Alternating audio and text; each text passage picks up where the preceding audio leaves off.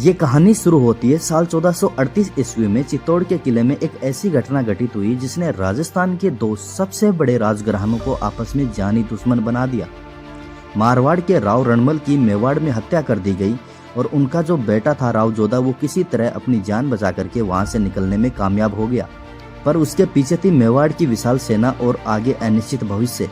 महाराणा कुंभा ने प्रतिज्ञा ली कि वो मारवाड़ के अस्तित्व को मिटा देंगे। अगले 15 साल 1438 से 1453 तक राव जोधा अपनी मातृभूमि मंडोर को वापस पाने के लिए दर दर की ठोकरें खाते रहे और जंगलों में छापामार युद्ध लड़ते रहे। साल 1453 आते आते मेवाड़ और मारवाड़ दोनों युद्ध की आग में झुलस चुके थे। तब मेवाड़ की राजमाता और राव जोधा की भुआ हंसाबाई ने दखल दिया।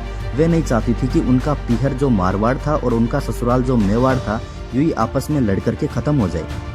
उन्होंने अपने पोते महाराणा कुंभा और भतीजे राव जोधा को आमने सामने बैठाया और एक संधि की, जिसे हम आवल बावल की संधि पढ़ते हैं। 1453 ईस्वी में मारवाड़ के सोजत जो पाली में है नामक स्थान पर दोनों सेनाएं रुकी और सीमा तय करने के लिए एक बहुत ही प्राकृतिक और ऐतिहासिक तरीका अपनाया गया, आवल या फिर आंवला।